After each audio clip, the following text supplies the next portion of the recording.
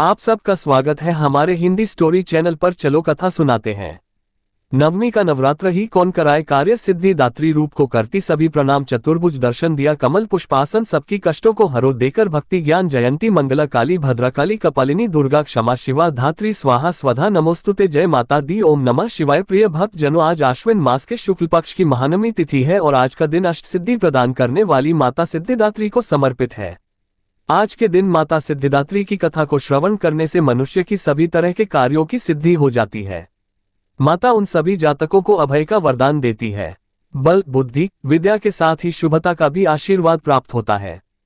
तो आज मैं आपको सुनाने जा रहा हूं नवरात्रि में सुनी जाने वाली माता सिद्धिदात्री की बड़ी ही दुर्लभ कथा।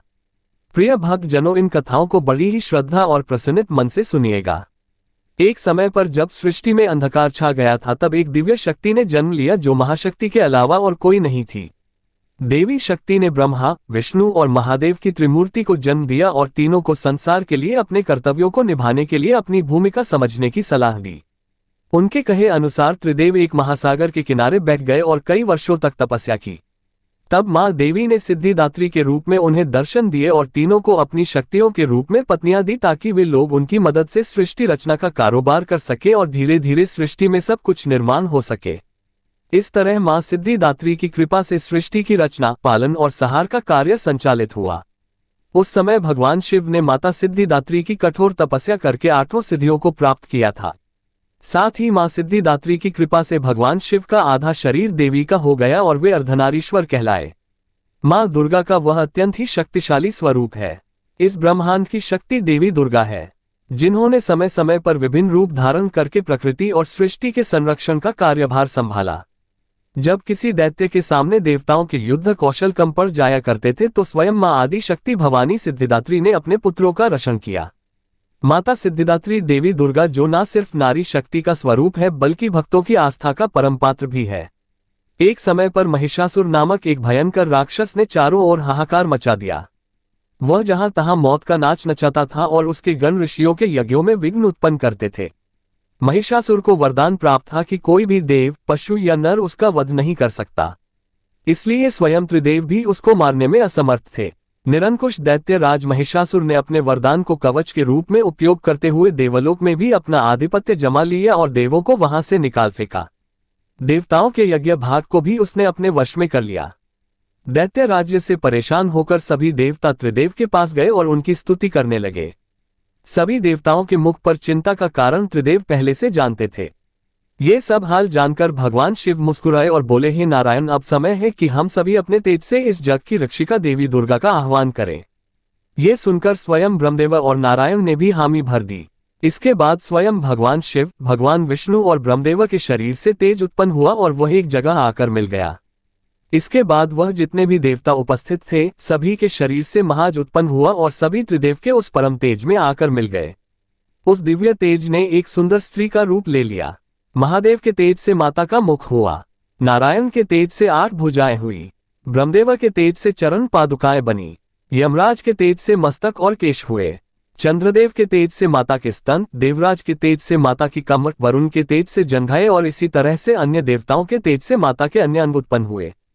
सभी ने मिलकर माता को श्रेष्ठ अस्त्र शस्त्र दिए। महादेव ने अपने त्रिशूल से शूल, नारायण ने अपने चक्र से एक दिव्य चक्र, ब्रह्मदेव ने एक दिव्य कमंडलू, देवराज इंद्र ने एक दिव्य और शक्तिशाली वज्र, सागर ने सुंदर रत्नों से सजे आभूषण, कभी मैले न होने वाले वस्त्र और मुकुट दिए।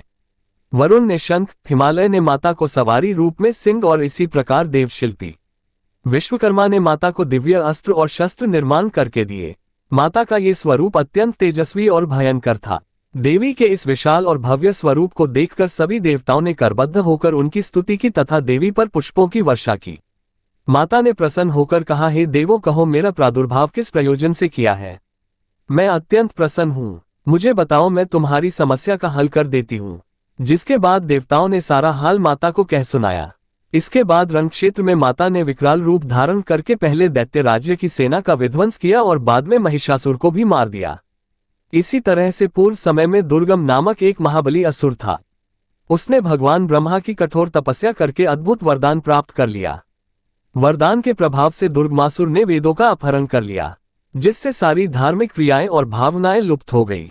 दुर्गमासुर ने अहंकार के वश होकर संसार को अपमानित और पीड़ित कर रखा था। घोर अकाल पड़ गया। जीव अन्न और जल के लिए छटपटाने लगे। तीनों लोकों में त्राह त्राही मच गई। सभी देवता भी ये देखकर बहुत डर गए। सभी देवता मां भवानी की शरण में गए और माता से प्रार्थना करने लगी, हे मां भवानी, मां सिद्धिदात्री, आप असुरों का संहार करने वाली हो। आपने शुंभ, निशुंभ, चांड, मुंड, मधु, कैटप, महिषासुर आदि दैत्यों का वध करके हमारी रक्षा की है। हे माता, आपने हमें आशीर्वाद दिया था कि जब भी हम पर संकट आएगा आप हमारा उद्धार करेगी। उसी प्रकार से हे भगवती माता, दुर्गमासुर का वध करके हमारी रक्षा कीजिए। देवताओं की विनती से प्रसन्न होकर मां भगवती ने जल की अनन्य धाराएं प्रवाहित करके चारों ओर जल ही जल प्रवाहित कर दिया। गायों के लिए घास, अन्य जीवों को अन्य जल से तृप्त किया और समस्त संसार की रक्षा करके सुरक्षा चक्र का घेरा बनाकर स्वयं बाहर बैठ गई। दुर्गमासुर ने ये सब देखकर चिंतित होकर देवी मां पर असुरों की सेना से आक्रमण करा दिया। तभी सुंदर सलोनी मां भगवती ने अस्त्र-शस्त्र से सुसज्जित होकर विराट रूप धारण करके समस्त असुरों का वध करके त्रिशूल से दुर्गमासुर का वध कर दिया और संसार में धर्म की स्थापना की। दुर्गमासुर का वध करने के कारण मां भगवती इस संसार में दुर्गा के नाम से विख्यात हुई। माता सिद्धिदात्री कमल पुष्प पर आश्रित होती हैं। इनका वाहन सिंह है और माता सिद्धिदात्री 4 भुजाओं वाली है।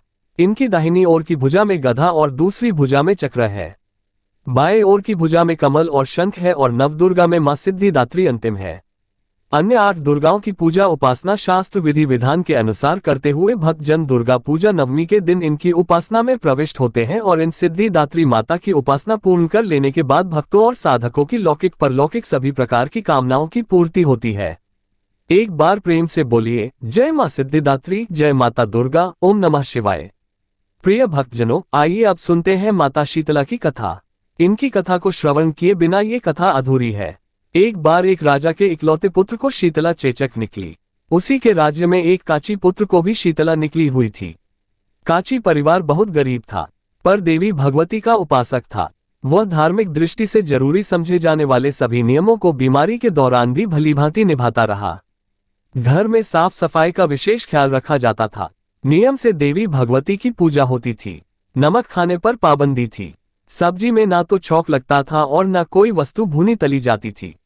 गर्म वस्तु ना वह स्वयं खाता ना शीतला वाले लड़के को देता था। ऐसा करने से उसका पुत्र शीघ्र ही ठीक हो गया। उधर जब से राजा के लड़के को शीतला का प्रकोप हुआ था, तब से उसने देवी भगवती के मंडप में शतचंडी का पाठ शुरू करवा रखा था। रोज हवन और बलिदान होते थे। राज पुरोहित भी सदा भगवती के पूजन में निमग्न रहते। राजमहल में रोज कढ़ाई चढ़ती, विविध प्रकार के गर्म स्वादिष्ट भोजन बनते। सब्जी के साथ कई प्रकार के मांस भी पकते थे। इसका परिणाम ये होता कि उन लजीज भोजनों की गंध से राजकुमार का मन मचल उठता। वह भोजन के लिए जिद करता, एक तो राजपुत्र और दूसरे इकलौता। इस कारण उसकी अनुचित जिद भी पूरी कर दी जाती। इस पर शीतला का कोप घटने के बजाय बढ़ने लगा। शीतला के साथ साथ उसे बड़े बड़े फोड़े भी निकलने लगे, जिनमें खुजली और जलन अधिक होती थी। शीतला की शांति के लिए राजा जितने भी उपाय करता, शीतला का प्रकोप उतना ही बढ़ता जाता, क्योंकि अज्ञानतावश राजा के यहाँ सभी कार्य उल्टे हो रहे थे। इससे राजा और अधिक परेशान हो उठा। उसकी समझ में नहीं आ रहा था कि इतना सब होने के बाद भी शीतला का प्रकोप शांत क्यों नहीं हो रहा है। एक दिन राजा के गुप्तचरों ने उन्हें बताया कि काची पुत्र को भी शीतला निकली थी, पर वह बिल्कुल ठीक हो गया है। ये जानकर राजा सोच में पड़ गया कि मैं शीतला की इतनी सेवा कर रहा हूं, पूजा और अनुष्ठान में कोई कमी नहीं, पर मेरा पुत्र अधिक रोगी होता जा रहा है, जबकि काची पुत्र बिना सेवा पूजा के ही ठीक हो गया। इसी सोच में उसे नींद आ गई। श्वेत वस्त्र धारिणी भगवती ने उसे सपने में दर्शन देकर कहा, हे राजन, मैं तुम्हारी सेवा अर्चना से प्रसन्न हूं, इसलिए आज भी तुम्हारा पुत्र जीवित है। इसके ठीक ना होने का कारण यह है कि तुमने शीतला के समय पालन करने योग्य नियमों का उल्लंघन किया। तुम्हें ऐसी हालत में नमक का प्रयोग बंद करना चाहिए। नमक से रोगी के फोड़ों में खुजली होती है। घर की सब्जियों में छौंक नहीं लगाना चाहिए, क्योंकि इसकी गंध से रोगी का मन उन वस्तुओं को खाने के लिए ललचाता है। रोगी का किसी के पास आना जाना मना है, क्योंकि यह रोग औरों को भी होने का भय रहता है। अतः इन नियमों का पालन कर तेरा पुत्र अवश्य ही ठीक हो जाएगा। विधि समझाकर देवी अंतर्ध्यान हो गई। इसके बाद राजा सपने में मां भगवती के दर्शन पाकर बहुत ही खुश थे और अगले दिन से ही राजा ने शीतला माता के बताए हुए नियमों का पालन किया। देखते ही देखते कुछ ही दिनों में राजा का बेटा स्वस्थ हो गया। उसके बाद राजा ने पूरे राज्य में घोषणा करवाई कि चैत्र मास की कृष्ण पक्ष में आने वाली अष्टमी तिथि को शीतला माता की पूरी विधि विधान से पूजा की जाएगी। इस दिन पूरे राज्य में कोई भी घर पर चूल्हा नहीं जलाएगा और हर महीने अष्टमी तिथि के दिन व्रत रखकर व्रत कथा सुनी जाएगी। तो सारी जनता ने राजा के इस आदेश को पूरी श्रद्धा पूर्वक पालन किया। ऐसा करने से उन्हें शीतला माता का आशीर्वाद प्राप्त हुआ और पूरे राज्य में कभी भी रोग व्याधि नहीं आए। इसी दिन भगवान कृष्ण और माता देवकी का विधिवत पूजन करके मध्यकाल में भोजन का भोग लगाना चाहिए। ऐसा करने से पुण्य ही नहीं मिलता बल्कि समस्त दुखों का भी निवारण होता है। एक बार प्रेम से बोलिए जय माता शीतला। ओम नमः शिवाय। प्रिय भक्त जनों, अब सुनते हैं शीतला माता की दूसरी कथा। एक गांव में ब्राह्मण दंपति रहते थे। दंपति के 2 बेटे और 2 बहुएं थीं। बहुओं को लंबे समय के बाद बेटे हुए। इतने में शीतला अष्टमी का पर्व आया। घर में पर्व के अनुसार ठंडा भोजन तैयार किया गया। दोनों बहुओं के मन में विचार आया कि यदि हम ठंडा बासी भोजन लेंगी तो बीमार हो जाएंगी और बेटे भी अभी छोटे हैं। इस विचार के कारण दोनों बहुओं ने चोरी छिपे पशुओं के दाने तैयार करने के बर्तन में गुपचुप 2 बाटी तैयार कर ली। सास बहू शीतला की पूजा करके आए और शीतला माता की कथा सुनी। बाद में सास शीतला माता के भजन करने बैठ गई, लेकिन दोनों बहुएं बच्चे रोने का बहाना बनाकर घर आ गई। दाने के बर्तन से गर्मागर्म रोटला निकाला, चूरमा किया और पेट भरकर खाना खाया। सास ने घर आने पर बहुओं से भोजन करने के लिए कहा। बहुएं ठंडा बासी भोजन करने का दिखावा करके घर के काम में लग गई। सास ने कहा, बच्चे कब के सोए हुए हैं, उन्हें जगाकर भोजन करा लो। बहुएं जैसे ही अपने बेटों को जगाने गई तो उन्हें मृत पाया। ऐसे बहुओं की करतूतों के फलस्वरूप शीतला माता के प्रकोप के कारण हुआ था। बहुएं विवश हो गई और सास ने घटना जानने के बाद बहुओं को खूब डांटा। सास बोली कि तुम लोगों ने शीतला माता की अवहेलना की है, इसलिए घर से निकल जाओ और बेटों को जिंदा स्वस्थ लेकर ही घर में वापस पैर रखना। अपने मरे हुए बेटों को टोकरे में सुलाकर दोनों बहुएं घर से निकली और जाते जाते रास्ते में एक जीर्ण वृक्ष आया। ये खेजड़ी का वृक्ष था। इसके नीचे ओरी शीतला दोनों बहनें बैठी थी। दोनों के बालों में खूब सारी जुएं थी। बहुओं को थकान हो गई थी, इसलिए दोनों बहुएं ओरी और शीतला के पास आकर बैठ गई। उन दोनों ने शीतला और ओरी के बालों से खूब सारी जू निकाली। जुओं का नाश होने से ओरी और शीतला ने अपने मस्तक में शीतलता का अनुभव किया और कहा, तुम दोनों ने हमारे मस्तक को शीतल किया है, वैसे ही तुम्हें पेट की शांति मिले। दोनों बहुएं एक साथ बोली कि पेट का दिया हुआ ही लेकर हम मारी मारी भटक रही हैं, परंतु शीतला माता के दर्शन हुए ही नहीं। शीतला माता ने कहा कि तुम दोनों पापिनी हो, दुष्ट हो, दुराचारिणी हो, तुम्हारा तो मुंह देखने भी योग्य नहीं है। शीतला अष्टमी के दिन ठंडा भोजन करने के बदले तुम दोनों ने गर्म भोजन कर लिया था। ये सुनते ही बहुओं ने शीतला माता जी को पहचान लिया। देवरानी जेठानी ने दोनों माताओं का वंदन किया, गिड़गिड़ाते हुए कहा कि हम तो भोली भाली हैं और अनजाने में हमने गर्म ताजा भोजन खा लिया था। आपके प्रभाव को हम जानती नहीं थी। आप हम दोनों को क्षमा करें, हम पुनः ऐसा दुष्कृत कभी नहीं करेगी। उनके पश्चाताप भरे वचनों को सुनकर माताएं प्रसन्न हो गई। शीतला माता ने मृतक बालकों को जीवित कर दिया। बहुएं तब बच्चों को साथ लेकर आनंद से वापस गांव लौट आए। गांव के लोगों ने जाना कि दोनों बहुओं को शीतला माता के साक्षात दर्शन हुए। दोनों का धूमधाम से स्वागत करके गांव में प्रवेश करवाया गया। बहुओं ने कहा, हम गांव में शीतला माता के मंदिर का निर्माण करवाएंगी। चैत्र मास में शीतला अष्टमी के दिन मात्र ठंडा खाना ही खाएंगी।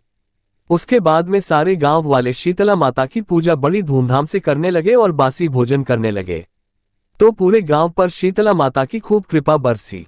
शीतला माता ने बहुओं पर जैसी अपनी दृष्टि की वैसी ही सब पर अपनी कृपा करना। श्री शीतला माता सदा हमें शांति, शीतलता तथा आरोग्य प्रदान करे।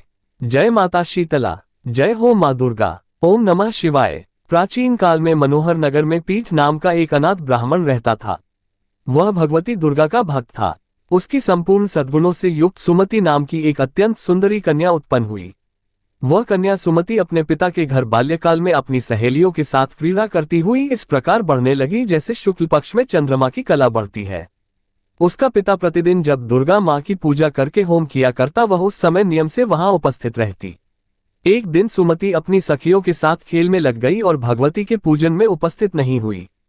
उसके पिता को पुत्री की ऐसी असावधानी देखकर क्रोध आया और वह पुत्री से कहने लगा, अरे दुष्ट पुत्री, आज तूने भगवती का पूजन नहीं किया, इस कारण मैं किसी कुष्ठ रोगी या दरिद्र मनुष्य के साथ तेरा विवाह करूंगा। पिता का ऐसा वचन सुनकर सुमति को बड़ा दुख हुआ और पिताजी से कहने लगी, हे पिताजी, मैं आपकी कन्या हूं तथा सब तरह आपके अधीन हूं। जैसी आपकी इच्छा हो वैसा ही करो। राजा से, कुष्टी से, दरिद्र से अथवा जिसके साथ चाहो मेरा विवाह कर दो, पर होगा वही जो मेरे भाग्य में लिखा है। मेरा तो अटल विश्वास है, जो जैसा कर्म करता है उसको कर्मों के अनुसार वैसा ही फल प्राप्त होता है। क्योंकि कर्म करना मनुष्य के अधीन है, पर फल देना ईश्वर के अधीन है। जैसे अग्नि में पड़ने से तन आदि उसको अधिकत प्रदीप्त कर देते हैं, इस प्रकार कन्या के निर्भयता से कहे हुए वचन सुनकर उस ब्राह्मण ने क्रोधित होकर अपनी कन्या का विवाह एक पुष्टि के साथ कर दिया और अत्यंत क्रोधित होकर पुत्री से कहने लगा, हे पुत्री, अपने कर्म का फल भोगो, देखे भाग्य के भरोसे रहकर क्या करती हो। पिता के ऐसे कटु वचनों को सुनकर सुमति मन में विचार करने लगी, अहो मेरा बड़ा दुर्भाग्य है जिससे मुझे ऐसा पति मिला। इस तरह अपने दुख का विचार करती हुई वह कन्या अपने पति के साथ वन में चली गई और डरावने कुशयुक्त उस निर्जन वन में उन्होंने वह रात बड़े कष्ट से व्यतीत की। उस गरीब बालिका की ऐसी दशा देखकर देवी भगवती ने पूर्व पुण्य के प्रभाव से प्रकट होकर सुमति से कहा, हे दीन ब्राह्मणी, मैं तुमसे बहुत प्रसन्न हूं। तुम जो चाहो वो वरदान मांग सकती हो। भगवती दुर्गा का ये वचन सुनकर ब्राह्मणी ने कहा, आप कौन है, वह सब मुझसे कहो। तो ब्राह्मणी का ऐसा वचन सुनकर देवी ने कहा, मैं आदि शक्ति भगवती हूं और मैं ही ब्रह्मा विद्या और सरस्वती हूं। प्रसन्न होने पर मैं प्राणियों का दुख दूर कर उनको सुख प्रदान करती हूं। हे ब्राह्मणी, मैं तुझ पर तेरे पूर्व जन्म के पुण्य के प्रभाव से प्रसन्न हूं। तुम्हारे पूर्व जन्म का वृतांत सुनाती हूं, उसे ध्यान पूर्वक सुनो। तू पूर्व जन्म में निषाद भील की स्त्री थी और अति पतिव्रता थी। एक दिन तेरे पति निषाद ने चोरी की। चोरी करने के कारण तुम दोनों को सिपाहियों ने पकड़ लिया और ले जाकर जेलखाने में कैद कर दिया। उन लोगों ने तुझको और तेरे पति को भोजन भी नहीं दिया। इस प्रकार नवरात्रि के दिनों में तुमने ना तो कुछ खाया और ना जल ही पिया। इस प्रकार 9 दिन तक नवरात्रि का व्रत हो गया। हे ब्राह्मणी, उन दिनों में जो व्रत हुआ इसके प्रभाव से प्रसन्न होकर मैं तुझे मनोवांछित वर देती हूँ। तुम्हारी जो इच्छा हो सो मांगो। इस प्रकार दुर्गा के वचन सुनकर ब्राह्मणी बोली, अगर आप मुझ पर प्रसन्न है तो हे मां दुर्गे, मैं आपको प्रणाम करती हूँ। कृपा करके मेरे पति का कोढ़ दूर करो। तब देवी ने कहा, उन दिनों तुमने जो व्रत किया था उस व्रत का एक दिन का पुण्य पति का कोढ़ दूर करने के लिए अर्पण करो। उस पुण्य के प्रभाव से तेरा पति कोढ़ से मुक्त हो जाएगा। ब्रह्मा जी बोले। इस प्रकार देवी के वचन सुनकर वह ब्राह्मणी बहुत प्रसन्न हुई और पति को निरोग करने की इच्छा से जब उसने तथास्तु कहा तब उसके पति का शरीर भगवती दुर्गा की कृपा से कुष्ठ रोग से रहित होकर अति कांतिवान हो गया। वह ब्राह्मणी पति की मनोहर देह को देखकर देवी की स्तुति करने लगी। हे मां दुर्गे, आप दुर्गति को दूर करने वाली, तीनों लोकों का संताप हरने वाली, समस्त दुखों को दूर करने वाली, रोगी मनुष्य को निरोग करने वाली, प्रसन्न हो मनोवांछित वर देने वाली और दुष्टों का नाश करने वाली जगत की माता हो। हे अम्बे, मुझ निरपराध अबला को मेरे पति ने कुष्ठी मनुष्य के साथ विवाह कर घर से निकाल दिया। पिता से तिरस्कृत निर्जन वन में विचर रही हो, आपने मेरा इस विपदा से उद्धार किया है। हे देवी, आपको प्रणाम करती हूँ, मेरी रक्षा करो। ब्रह्मा जी बोले, हे बृहस्पति, उस ब्रह्माणी की ऐसी स्तुति सुनकर देवी बहुत प्रसन्न हुई और ब्राह्मणी से कहा, हे ब्राह्मणी, तेरे उदाले नामक अति बुद्धिमान, धनवान, कीर्तिवान और जितेंद्रिय पुत्र शीघ्र उत्पन्न होगा। ऐसा वर प्रदान करके देवी ने ब्राह्मणी से फिर कहा, हे ब्राह्मणी, और जो कुछ तेरी इच्छा हो वो मांग लो। भगवती दुर्गा का ऐसा वचन सुनकर सुमति ने कहा, हे भगवती दुर्गे, अगर आप मुझ पर प्रसन्न हैं तो कृपा कर मुझे नवरात्रि व्रत की विधि और उसके फल का विस्तार से वर्णन करें। इस प्रकार ब्राह्मणी के वचन सुनकर देवी दुर्गा ने कहा, हे ब्राह्मणी, मैं तुम्हें संपूर्ण पापों को दूर करने वाले नवरात्रि व्रत की विधि बताती हूँ, जिसको सुनने से मोक्ष की प्राप्ति होती है। चैत्र मास के शुक्ल पक्ष की प्रतिपदा से लेकर 9 दिन तक विधि पूर्वक व्रत करें। यदि दिन भर का व्रत न कर सके तो एक समय भोजन करें। विद्वान ब्राह्मणों से पूछकर घट स्थापन करें और वाटिका बनाकर उसको प्रतिदिन जल से सींचे। महाकाली, महालक्ष्मी और महासरस्वती देवी की मूर्तियां स्थापित करके उनकी नित्य विधि सहित पूजा करें और पुष्पों से विधि पूर्वक अर्घ दें। बिजौरा के फल से अर्घ देने से रूप की प्राप्ति होती है। जायफल से अर्घ देने से कीर्ति, दाग से अर्घ देने से कार्य की सिद्धि होती है। आंवले से अर्घ देने से सुख की प्राप्ति और केले से अर्घ देने से आभूषणों की प्राप्ति होती है।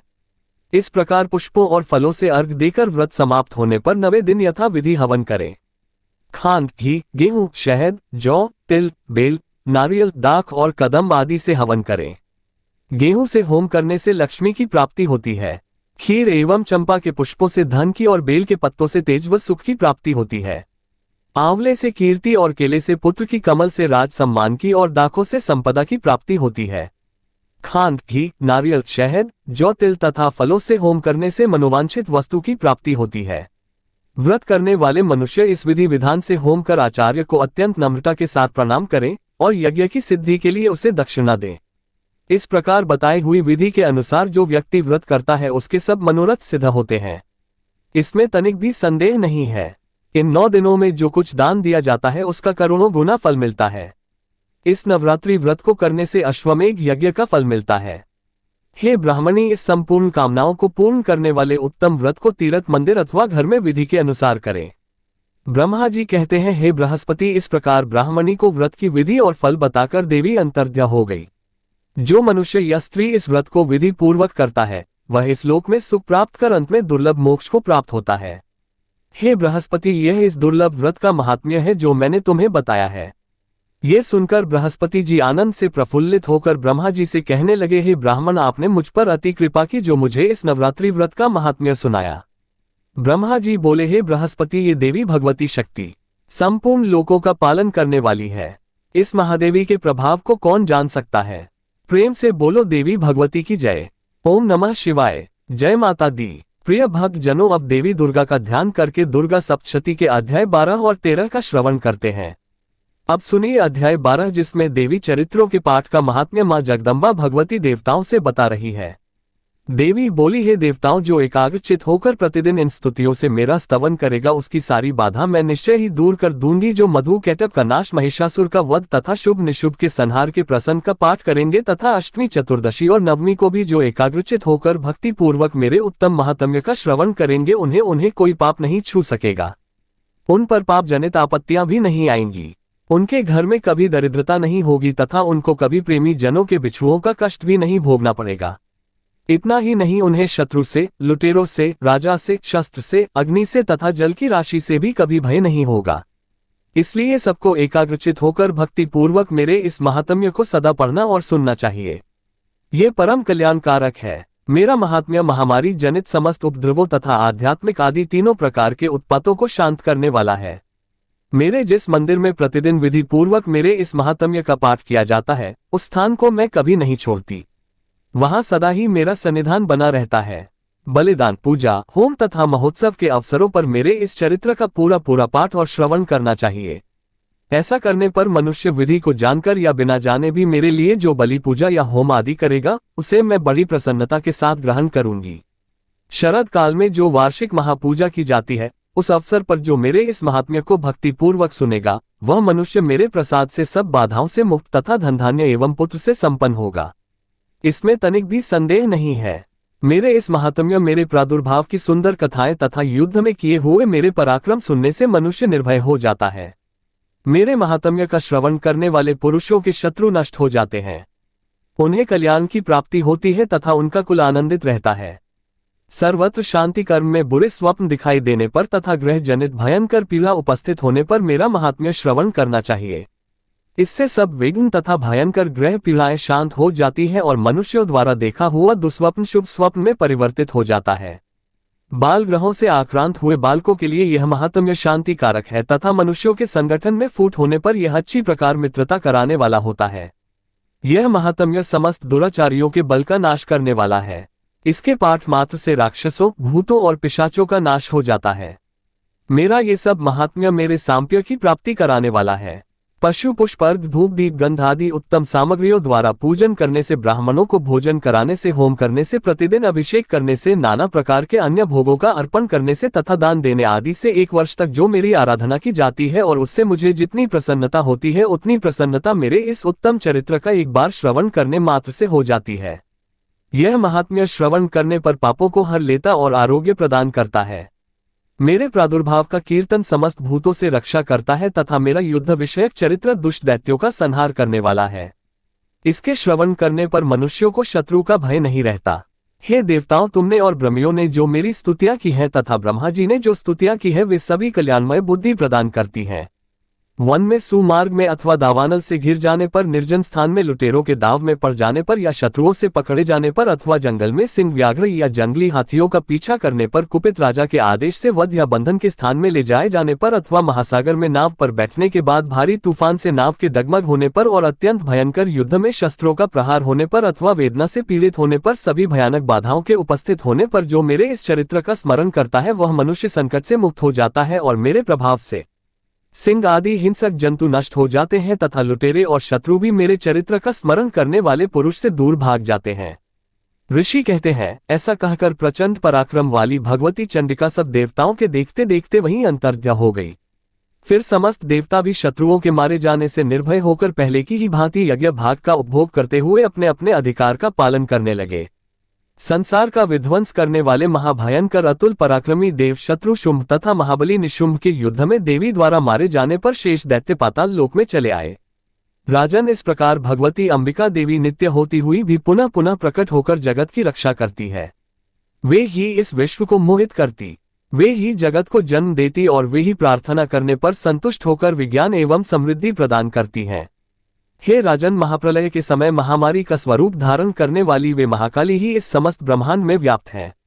वे ही समय समय पर महामारी होती है और वे ही स्वयं अजन्मा होती हुई भी सृष्टि के रूप में प्रकट होती हैं।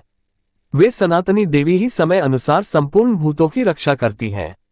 मनुष्यों के अभ्युदय के समय वे ही घर में लक्ष्मी के रूप में स्थित होकर उन्नति प्रदान करती हैं और वे ही अभाव के समय दरिद्रता बनकर विनाश का कारण होती हैं।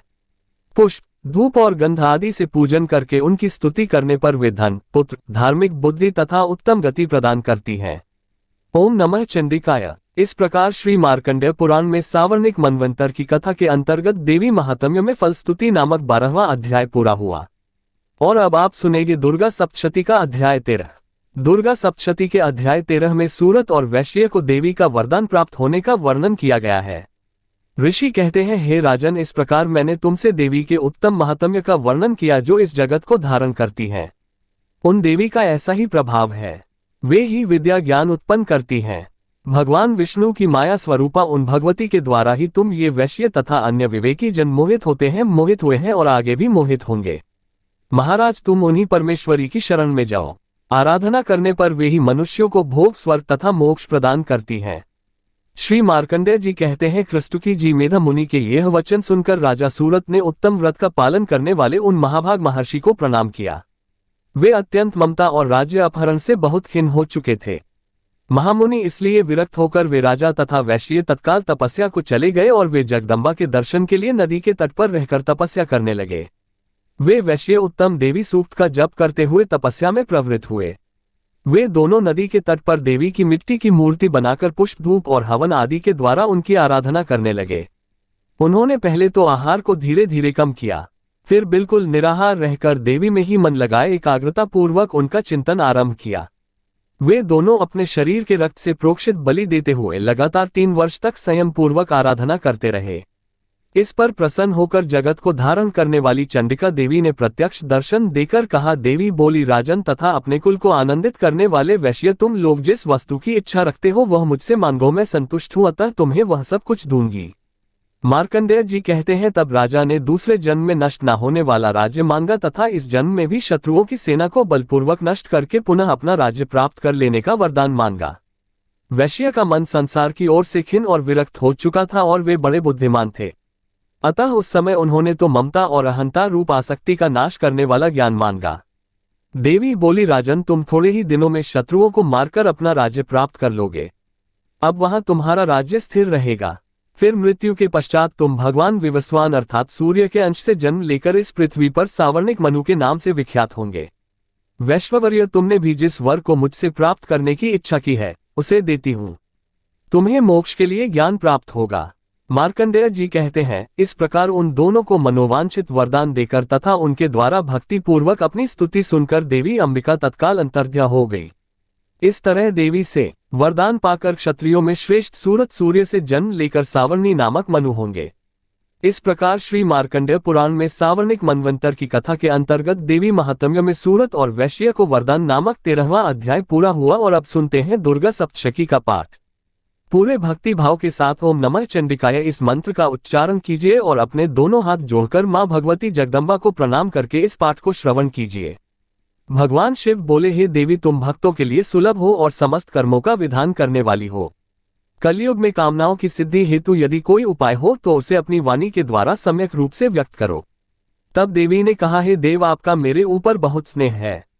कलयुग में समस्त कामनाओं को सिद्ध करने वाला जो साधन है वह बतलाऊंगी, सुनो। उसका नाम है अंबा स्तुति। ओम इस दुर्गा सप्तशती स्तोत्र मंत्र के नारायण ऋषि हैं। अनुष्टुप छंद है। श्री महाकाली, महालक्ष्मी और महासरस्वती देवता हैं। श्री दुर्गा की प्रसन्नता के लिए सप्तशती दुर्गा पाठ में इसका विनियोग किया जाता है। वे भगवती महामाया देवी ज्ञानियों के भी चित्त को बलपूर्वक खींचकर मोह में डाल देती हैं। हे माँ दुर्गे, आप स्मरण करने पर सब प्राणियों का भय हर लेती हो और स्वस्थ पुरुषों द्वारा चिंतन करने पर उन्हें परम कल्याणमय बुद्धि प्रदान करती हैं। दुख, दरिद्रता और भय हरने वाली देवी, आपके सिवा दूसरी कौन है जिसका चित्त सबका उपकार करने के लिए सदा ही दयाद रहता हो। हे नारायणी, आप सब प्रकार का मंगल प्रदान करने वाली मंगलमय हो, कल्याणदायिनी शिवा हो, सब पुरुषार्थों को सिद्ध करने वाली शरणागत वत्सला, तीन नेत्रों वाली एवं गौरी हो। आपको नमस्कार है। शरण में आए हुए दीनों और पीड़ितों की रक्षा करने में संलग्न रहने वाली तथा सबकी पीड़ा दूर करने वाली नारायणी देवी, आपको नमस्कार है। सर्वस्वरूपा सर्वेश्वरी तथा सब प्रकार की शक्तियों से संपन्न दिव्य रूपा दुर्गे देवी, सब भय से हमारी रक्षा करो। आपको नमस्कार है। हे देवी, आप प्रसन्न होने पर सब रोगों को नष्ट कर देती हो और कुपित होने पर मनोवांछित सभी कामनाओं का नाश कर देती हो। जो लोग आपकी शरण में जा चुके हैं उन पर विपत्ति तो आती ही नहीं। आपकी शरण में गए हुए मनुष्य दूसरों को शरण देने वाले हो जाते हैं। हे सर्वेश्वरी, आप इसी प्रकार तीनों लोकों की समस्त बाधाओं को शांत करो और हमारे शत्रुओं का नाश करती रहो। इस प्रकार से श्री दुर्गा सप्तशती संपूर्ण हुआ। ओम नमः चंडिकाय। प्रिय भक्त जनों, आइए अब हम सब मिलकर मां सिद्धिदात्री की आरती गाएं।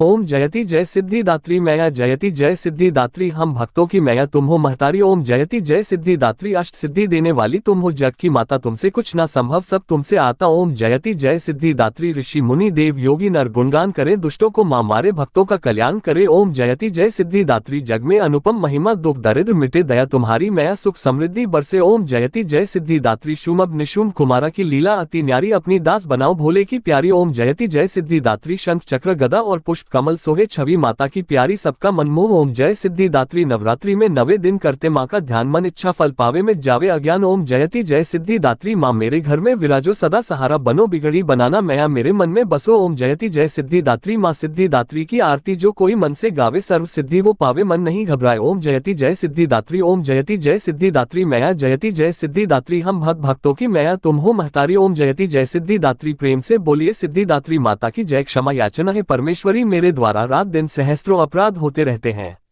अपनी भक्त समझकर मेरे उन अपराधों को आप कृपा पूर्वक क्षमा करो। हे परमेश्वरी, मैं आह्वान करना नहीं जानती, विसर्जन करना नहीं जानती तथा पूजन करने का ढंग भी नहीं जानती, मुझे क्षमा करो। हे देवी, हे सुरेश्वरी, मैंने जो मंत्रहीन, क्रियाहीन और भक्तिहीन पूजन किया है वह सब आपकी कृपा से पूर्ण हो। सैकड़ों अपराध करके भी जो आपकी शरण में जय जगदम्बे कहकर पुकारता है उसे वह गति प्राप्त होती है जो ब्रह्मा आदि देवताओं के लिए भी सुलभ नहीं है। हे जगदम्बे के, मैं अपराधी हूँ किंतु आपकी शरण में आई हूँ। इस समय दया की पात्र हूँ, आप जैसा चाहो करो। देवी परमेश्वरी, अज्ञान से, भूल से अथवा बुद्धि भ्रम होने के कारण मैंने जो कुछ भी कम या अधिक कर दिया हो वह सब क्षमा करो और प्रसन्न हो। हे सच्चिदानंद स्वरूपा परमेश्वरी, हे जगन माता कामेश्वरी, आप प्रेम पूर्वक मेरी यह पूजा स्वीकार करो और मुझ पर प्रसन्न रहो। देवी सुरेश्वरी, आप गोपनीय से भी गोपनीय वस्तुओं की रक्षा करने वाली हो। मेरी पूजा को ग्रहण करो और आपकी कृपा से मुझे सिद्धि की प्राप्ति हो। प्रेम से बोलिए मां सिद्धिदात्री की जय। आपको आज की कथा और आरती पसंद आए तो इस वीडियो को लाइक करके हमारे हिंदी स्टोरी चैनल को जरूर सब्सक्राइब कीजिएगा और कमेंट में सिद्धिदात्री माता की जय जरूर लिखिएगा। जय माता।